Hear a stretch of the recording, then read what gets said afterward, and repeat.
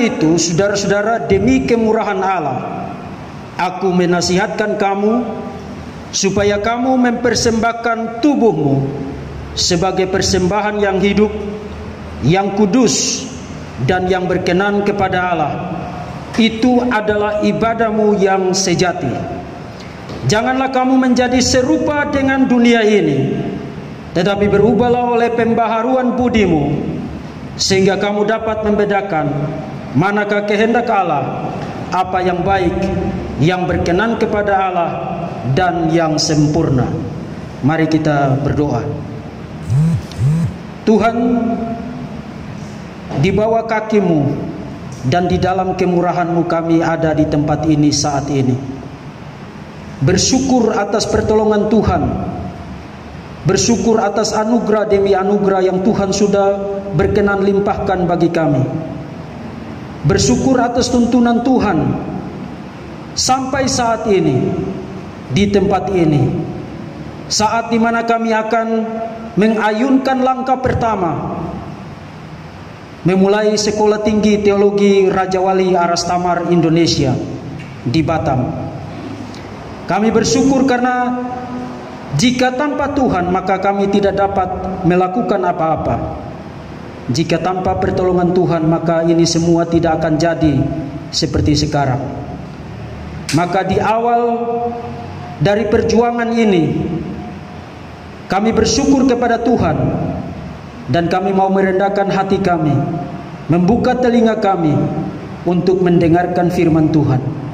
Berkenanlah berbicara kepada kami ya Tuhan, dan kiranya Roh Kudus boleh berkenan menenangkan hati kami, membuka pikiran kami, membuka telinga kami, sehingga kami memberi diri kami untuk diajar dengan firman Tuhan.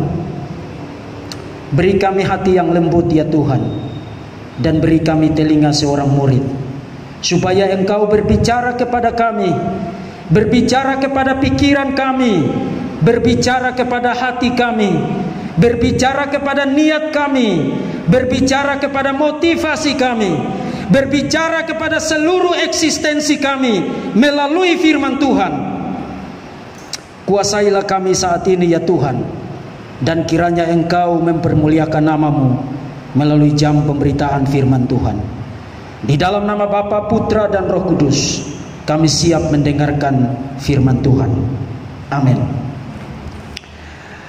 Saudara-saudara yang dikasihi oleh Tuhan Yesus Kristus, a heart for God itu tidak bicara tentang satu organ kecil yang ada di bagian sini pada tubuh manusia. Hati untuk Tuhan atau hati yang dipersembahkan untuk Tuhan berbicara tentang totalitas, keseluruhan diri manusia harus dipersembahkan kepada Tuhan. Pada abad ke-19 ada seorang bernama William Booth. Dia adalah pendiri dari Gereja Bala Keselamatan. Waktu itu William Booth ditanya tentang apa rahasia kekuatan spiritual di dalam kehidupan pelayanannya. William Booth menjawab, pernah ada satu hari di mana William Booth berjanji semua yang dimiliki oleh William Booth dimiliki oleh Tuhan. Semua yang dimiliki oleh William Booth dimiliki oleh Tuhan. Beberapa saat kemudian William Booth meninggal. Kemudian di acara itu hadir seorang sahabatnya, dan sang sahabat ini berkata kepada putri dari William Booth, sebenarnya sumpah itu tidak punya kekuatan pada dirinya sendiri. Kekuatan dari sumpah itu tidak terletak pada kata-kata yang pernah dideklarasikan oleh William Booth bahwa dia akan mempersembahkan segala sesuatu yang dia pikir menjadi miliknya kepada Tuhan. Bukan di situ rahasianya. Rahasia sesungguhnya dari kekuatan spiritual William Booth adalah ia memenuhi janji itu. rahasia sesungguhnya dari kekuatan spiritual William Booth adalah ia memenuhi janjinya. Nah, saudara-saudara, saya tidak yakin waktu William Booth ditanya begitu, dia berpikir tentang Roma 12 ayat 1 dan 2. Saya tidak yakin begitu, karena tidak dikasih tahu begitu. Tapi saya yakin jawaban William Booth merangkum dengan persis jantung dari pesan Roma 12 ayat 1 dan 2. Dan kalau begitu, kalau saudara hanya ingin tahu tentang aplikasi dari teks ini, mari kita amin sekarang, kemudian pulang dan melanjutkan hidup kita yang tak seberapa ini. Karena sekarang kita sudah tahu apa yang dipesankan oleh Paulus di dalam Roma pasal 12 ayat 1 dan 2. Tapi saudara-saudara, kita tidak membaca surat Roma. Waktu kita buka surat ini, lalu yang kita ketemu hanya pasal 12 ayat 1 dan 2. Surat ini tidak dimulai dengan pasal 12 ayat 1 dan 2. Surat ini dimulai dari pasal 1. Dengan kata lain, tidak tiba-tiba Paulus melompat kepada satu nasihat dan satu ajakan dan satu suruhan yang sangat kuat sekali, tetapi jelas bisa dimengerti oleh siapapun. Tidak tiba-tiba Paulus berdiri di sana kemudian berkata kepada orang-orang Roma, demi kemurahan Allah aku menyuruh kamu, menasihatkan kamu supaya kamu mempersembahkan tubuhmu sebagai persembahan yang hidup. Tidak.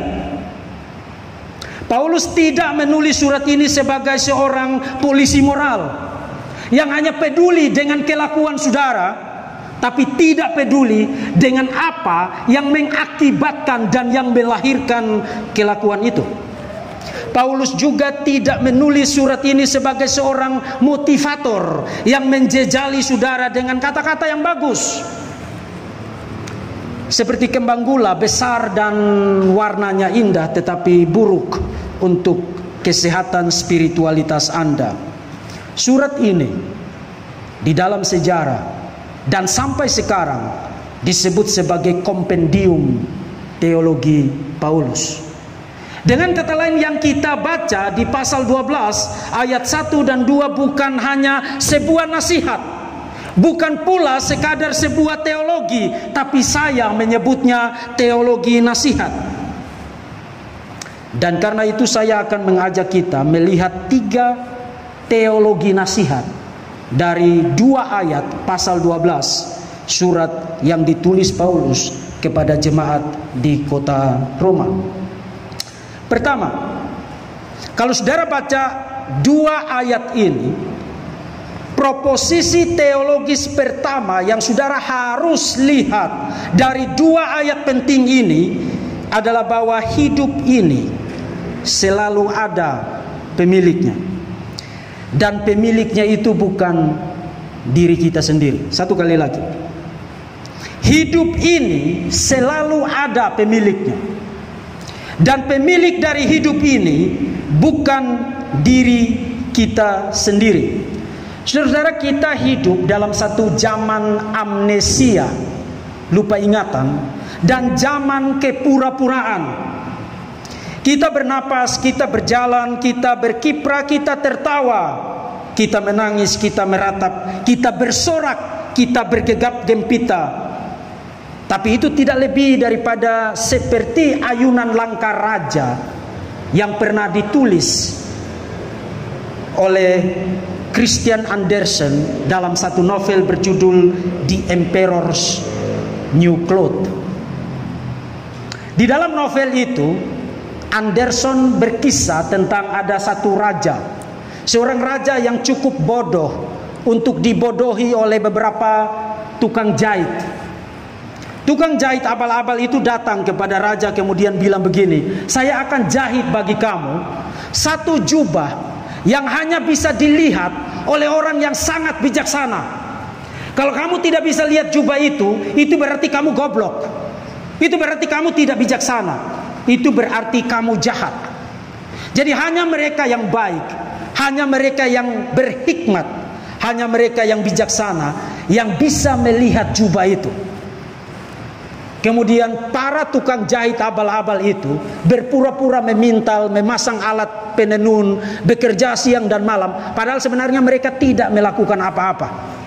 Dan di pojok sana si raja bodoh itu melihat kepura-puraan itu, tapi karena tidak ingin disebut sebagai orang bodoh, maka dia berkata, wow, bagus sekali ya, padahal dia tidak lihat apa-apa.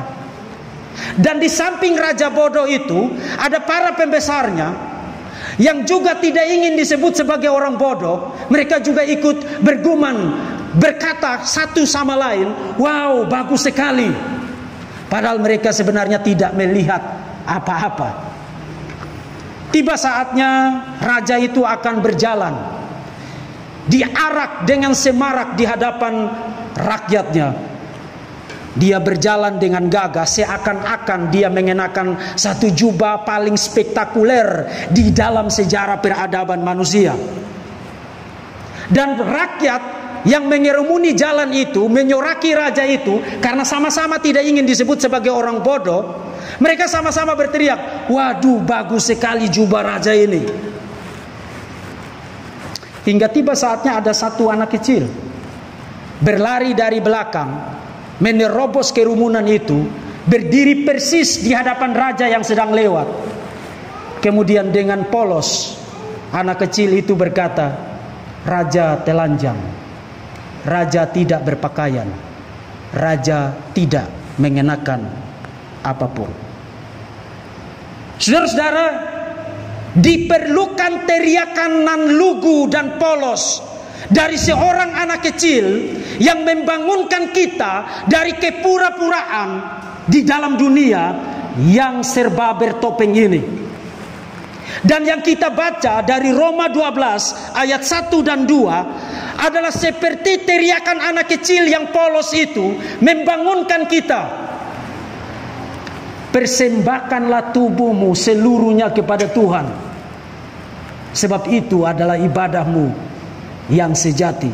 Tiap-tiap hari kita menaruh hidup kita di atas tunggul-tunggul berhala, apapun itu kita menyebutnya, dengan nama apapun kita menyebutnya, tapi tiap-tiap hari hidup ini kita taruh di atas tunggul-tunggul berhala. Hari ini dan di sini Paulus berseru, seakan-akan itu seruan seorang anak kecil yang polos. Persembahkanlah tubuhmu sebagai persembahan yang hidup, sebab itu adalah ibadah yang sejati. Saudara-saudara, hidupmu bukan milikmu. Sederhana bukan? Tapi saudara telah membeli dengan sangat dalam narasi dusta dari dunia ini, bahwa saudara memiliki hidup saudara sendiri. No, hidupmu bukan milikmu sendiri, bukan pula milik keluargamu. Saya bukan milik istri saya bukan milik anak-anak saya milik Tuhan.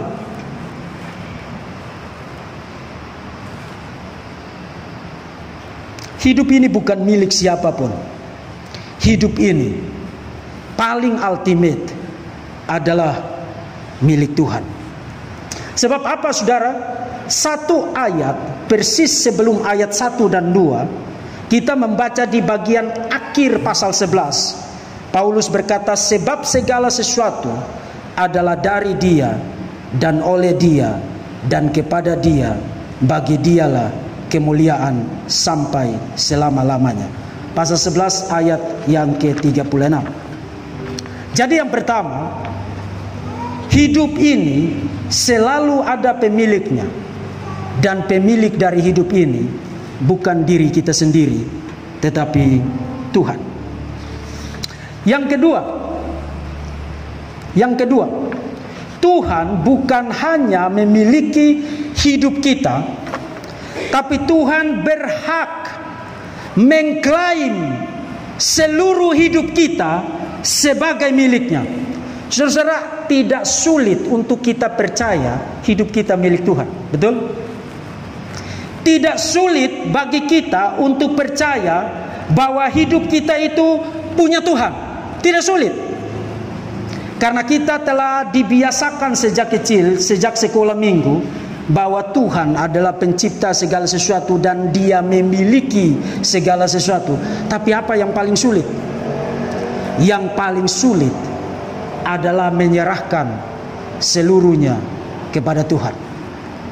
Saudara-saudara, Tuhan bukan hanya pemilik hidup kita, tapi Tuhan berhak mengklaim segala sesuatu yang ada di dalam hidup kita sebagai miliknya. Saudara, perhatikan, nasihat itu dimulai dengan satu frasa yang sangat penting. Nasihat itu dimulai dengan frasa "karena itu". Kalau saudara ketemu "karena itu" di dalam Alkitab, sebaiknya saudara langsung bertanya, karena apa? Karena apa? Karena dunia ini telah dikuasai oleh dosa dan kelaliman, dan penghakiman Allah pasti akan menimpa dunia ini. Pasal 1, pasal 2. Karena kita dibenarkan hanya atas dasar iman. Pasal 3, pasal 4, pasal 5. Justification by faith alone. Karena kita telah mati dan bangkit bersama dengan Kristus. Pasal 6. Karena kita hidup dipimpin oleh Roh Allah, dan karena itu kita memiliki pengharapan yang pasti. Pasal 8. Karena kita menjadi objek pemilihan berdaulat Tuhan, dan karena itu kita diselamatkan di dalam Kristus. Pasal 9 sampai dengan pasal 11.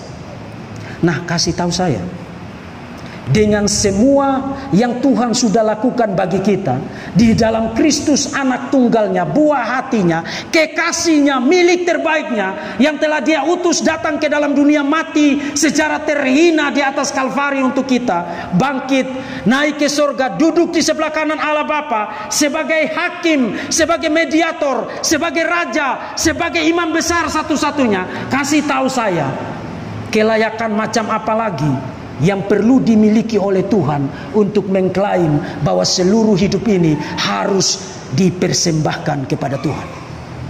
Tuhan bukan hanya memiliki hak untuk mengklaim seluruh hidup kita, Tuhan layak mengklaim hak yang demikian.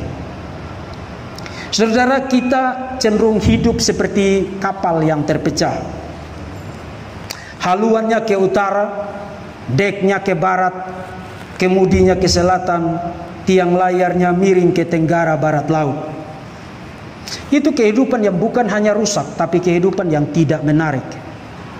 Hidup yang utuh adalah hidup yang dipersembahkan kepada Tuhan. Hidup yang utuh adalah hidup yang tidak takut untuk disebut sebagai ndeso hanya karena kamu tidak mau ikut tren dunia ini. Sebab apa, saudara? Sementara kita sibuk membadut bagi dunia ini, membuat dunia ini tertawa dan terpingkal-pingkal, ada pengantin yang sesungguhnya Kristus berdiri di sana dengan hati yang bersedih karena kita tidak mempersembahkan segalanya kepada Kristus. Dan yang menarik, ketika bicara tentang mempersembahkan tubuh di dalam teks ini, sebenarnya surat Roma 2 kali bicara tentang tema ini. Sebelum tiba di pasal 12 ayat 1 dan ayat 2, di pasal 1 Paulus sudah bicara tentang tubuh yang dipersembahkan. Kali ini bukan tubuh yang dipersembahkan kepada Tuhan, tapi Tuhan menyerahkan tubuh orang yang tidak mau dipersembahkan kepada Tuhan kepada kecemaran. Ayat 24, ayat 25 pasal 1, karena itu Allah menyerahkan mereka kepada keinginan hati mereka akan kecemaran, sehingga mereka saling mencemarkan tubuh mereka, sebab mereka menggantikan kebenaran Allah dengan dusta, dan memuja dan menyembah makhluk dengan melupakan penciptanya yang harus dipuji selamanya.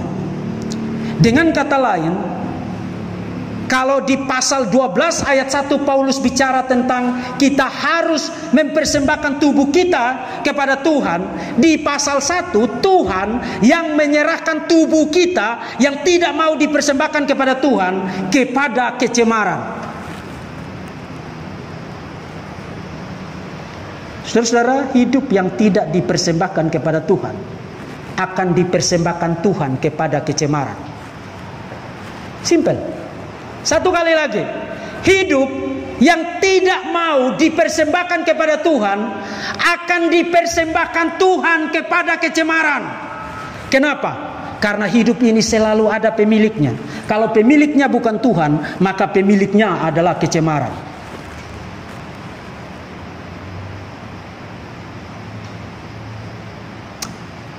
Dan yang lebih menarik lagi adalah Tuhan itu bukanlah Tuhan yang sekadar tertarik dengan hal-hal besar.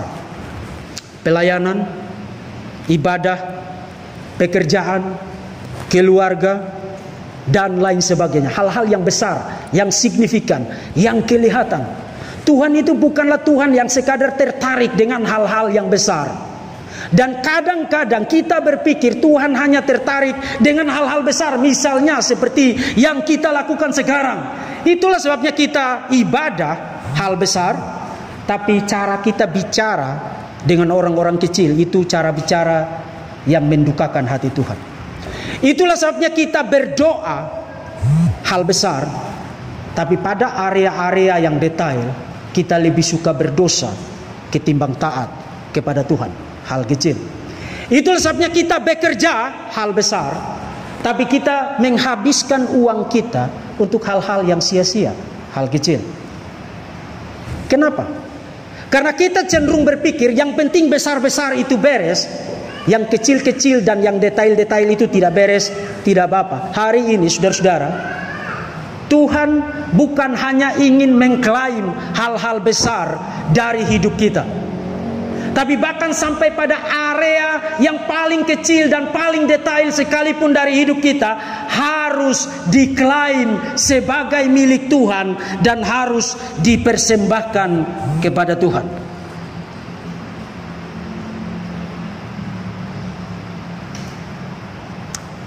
Wilayah apa dalam hidup kita yang hari ini kita pertahankan sebagai milik yang kita tidak ingin Tuhan melihat ke sana? Area yang mana dari diri saya dan dari diri saudara yang hari ini kita pasang tembok yang tebal, pintu yang kuat di sana, supaya tidak ada satu orang pun masuk ke sana, termasuk Tuhan. Tuhan, kamu tidak boleh masuk ke sini, karena di area ini saya ingin menyimpan ular-ular berbisa dan menyimpan semua sampah-sampah itu sebagai kesenangan. Area yang mana dari hidup saudara dan hidup saya yang kita enggan untuk kasih kepada Tuhan? Saudara-saudara, ini sekali lagi merupakan teriakan anak kecil yang menerobos dari belakang di antara kerumunan itu dan berkata kepada kita tanpa bermaksud menyakiti kita, sekadar berkata jujur, Kaisar tidak berpakaian. Itu yang kedua. Yang ketiga, mempersembahkan totalitas hidup kita kepada Tuhan adalah satu paradoks yang membebaskan. Paradoks itu berarti dua hal yang kelihatannya bertentangan, tapi sebenarnya tidak bertentangan. Kalau saudara perhatikan nasihat itu, Paulus mengatakan, persembahkanlah tubuhmu sebagai korban yang hidup. Nah, coba pikir baik-baik. Ini satu kata-kata yang menarik. Karena Paulus sedang menggunakan tata cara pemberian korban di dalam perjanjian lama. Itu sangat jelas. Waktu binatang itu dibawa ke mezbah atau altar, sebelum dipersembahkan binatang itu hidup atau mati? Hidup. Setelah dipersembahkan hidup atau mati? Mati. Nah, Paulus bilang, persembahkanlah dirimu sebagai korban, artinya hidup atau mati? Mati. Karena kalau kamu belum mati, kamu belum jadi korban, bukan? Ya. Domba atau kambingnya dibawa sebagai korban di altar di bait suci. Sebelum dibunuh dia belum jadi korban. Nanti kalau sudah dibunuh, sudah tidak bernyawa, sudah mati, baru jadi korban. Nah, yang menarik di sini adalah Paulus bilang, persembahkanlah tubuhmu sebagai korban, artinya mati atau hidup? Mati. yang hidup. Loh, korbannya harus mati, tapi Paulus bilang korban yang hidup, living sacrifice. Korban yang hidup dan yang berkenan kepada Allah. Ini apa maksudnya? Saudara-saudara, hanya mati bagi dosa yang membuat saudara hidup bagi Tuhan. Hanya dengan cara mati bagi keinginan daging yang membuat saudara hidup bagi Tuhan. Tidak ada cara lain. Tidak ada cara lain. Itulah sebabnya Paulus menggunakan imagery dari tata cara pemberian korban di dalam perjanjian lama, menyadarkan kita, saudara tidak bisa hidup bersamaan dengan Tuhan dan pada saat yang sama hidup bersamaan dengan dosa. Saudara tidak bisa hidup bersamaan dengan Tuhan lalu menyandingkan di samping Tuhan kesenangan-kesenangan yang persis bertentangan dengan yang Tuhan mau. Hanya dengan mati bagi semua kesenangan itu, mati bagi semua dosa itu, mati bagi kecenderungan berdosa itu, saudara mempersembahkan korban yang hidup kepada Tuhan. Hanya dengan cara itu kita hidup bagi Tuhan. Itu adalah satu paradoks yang membebaskan. Kadang-kadang bukan kita tidak setuju dengan seruan itu. Bukan karena kita tahu bahwa itu, bukan karena kita tidak tahu bahwa itu benar. Kita tahu itu benar. Yang paling sulit adalah kita berpikir bahwa kalau saya menyerahkan segala-galanya bagi Tuhan, maka saya tidak punya kebebasan. Kalau saya menyerahkan segala-galanya bagi Tuhan, maka kemerdekaan saya dirampas, kesenangan saya dirampas. Saudara-saudara yang dikasihi oleh Tuhan Yesus Kristus, yang dibatasi dan yang dibunuh dan yang dimatikan adalah keberdosaan kita, bukan kebebasan kita. Kebebasan tidak sama dengan liar. Kebebasan yang sejati hanya bisa dicapai dengan menyerahkan segalanya untuk Tuhan. Saudara, beberapa puluh tahun yang lalu ada seorang teolog bernama C.S. Lewis. Di dalam autobiografinya mencatat tentang pertobatannya. Dia berkata begini, "The hardness of God is kinder than the softness of man, and His compulsion is our liberation." Kekerasan Allah yang memaksa kita untuk mematikan segala yang berdosa, kekerasan itu kinder than the softness of man, lebih baik dari kelembutan manusia. Dan His compulsion, paksaannya, is our liberation, adalah pembebasan kita. Dan banyak bulan yang lampau, pada abad keempat Agustinus sudah pernah mengingatkan kita, our heart is restless until it find rest in you. Hati kita selalu gelisah kecuali ia mendapatkan ketenangan di dalam Engkau. Nah, saudara-saudara, mengakhiri renungan ini ada dua poin penting yang saya ingin garis bawahi. Pertama, hari ini bukan hanya akan menjadi satu milestone, satu tonggak sejarah di mana STT-RAI pertama kali mulai berkiprah dalam dunia pelayanan, bukan hanya di Indonesia tapi juga di dunia internasional. Hari ini akan menjadi satu milestone, satu tonggak yang mencatat penyerahan diri total dari semua orang yang ada di tempat ini. Saudara tidak akan boleh menyebut diri saudara Raja Wali Aras Tamar Indonesia kecuali kalau seluruh hidupmu dipersembahkan kepada Tuhan. Itu yang pertama. Yang kedua, STT Raja Wali Aras Tamar Indonesia mengusung moto Preparing Excellent Minister Theologian, mempersiapkan para pelayan, bukan hanya pelayan, bukan juga hanya para teologian, tapi minister teologian yang excellent. Saudara-saudara, moto ini hanya akan menjadi satu isapan jempol hanya akan menjadi satu hayalan, satu halusinasi, tidak akan pernah terwujud kalau segenap sivitas akademika STT RAI, baik dosen, staf maupun mahasiswa, tidak mempersembahkan seluruh hidupnya kepada Tuhan.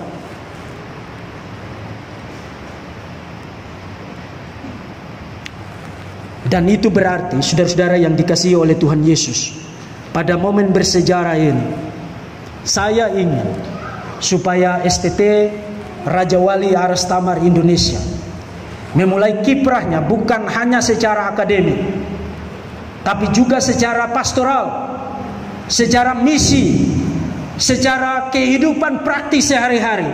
Seluruh aspek dari kehidupan, dari pelayanan, dari segala sesuatu yang di dalamnya STT RAI terlibat, seluruh aspek ini harus dipersembahkan kepada Tuhan. Para dosen telah membuktikan diri, mempersembahkan hidupnya kepada Tuhan. Itu sebabnya sekarang kita ada di sini. Para mahasiswa yang sekarang duduk di sana, hai anak-anak muda, hari ini harus menjadi tonggak di mana engkau mempersembahkan seluruh hidupmu kepada Tuhan. Keluar dari tempat ini, meskipun kepalamu dipancung, hidupmu susah, air matamu meleleh, engkau berteriak karena kesulitan dan kesukaran, tapi Tuhan harus menjadi yang terutama dalam hidupmu. Dan itu harus menjadi semangat dan jiwa dari Sekolah Tinggi Teologi Raja Wali Aras Thamar Indonesia. Para mahasiswa KIR yang hari ini engkau menonton dari kejauhan, saya menyerukan kepadamu, hari ini kita bukan hanya akan mencatat satu sejarah baru di Indonesia dan di dalam dunia ini, tapi satu panggilan bagi saudara untuk mempersembahkan segala-galanya kepada Tuhan. Sebab hanya dengan cara demikian kita beribadah kepada Tuhan. Hanya dengan cara demikian kita berkenan kepada Tuhan. Allah Tritunggal, Bapa, Putra dan Roh Kudus memberkati Sekolah Tinggi Teologi Raja Wali Aras Thamar Indonesia. Amin. Tuhan, kami bersyukur untuk firman-Mu. Kami bersyukur Engkau berbicara kepada kami, berbicara kepada hati kami, berbicara kepada jiwa kami, berbicara kepada pikiran kami, supaya kami melihat keharusan untuk mempersembahkan segalanya kepada Tuhan, supaya kami melihat keharusan untuk membawa seluruh hidup kami, menaruhnya di atas altar Tuhan sebagai persembahan yang hidup, yang kudus, dan yang berkenan kepada Tuhan. Dan kiranya persembahan itu berkenan kepada hati-Mu ya Tuhan. Oh Tuhan, pemilik sorga dan bumi, kami mengetok pintu sorga saat ini, memohon belas kasihan-Mu supaya mencurahkan rahmat dan berkat-Mu atas STT ini. Setiap hati yang telah diangkat kepada Engkau, dan setiap jiwa yang hari ini menaruh tonggak komitmen mempersembahkan hidup mereka kepada Tuhan, Engkau melihatnya dari atas sorga dan mematrikan itu di dalam jiwa dan di dalam hidup kami. Para dosen, para mahasiswa, para staf, kiranya kami sekalian bersama-sama mempersembahkan seluruh hidup kami, dipakai oleh Tuhan, alat yang indah di tangan Tuhan, alat yang indah bagi gereja Tuhan, alat yang indah bagi kerajaan Tuhan. Terima kasih untuk firman-Mu ya Tuhan. Kami bersyukur di dalam nama Bapa, Putra, dan Roh Kudus. Amin.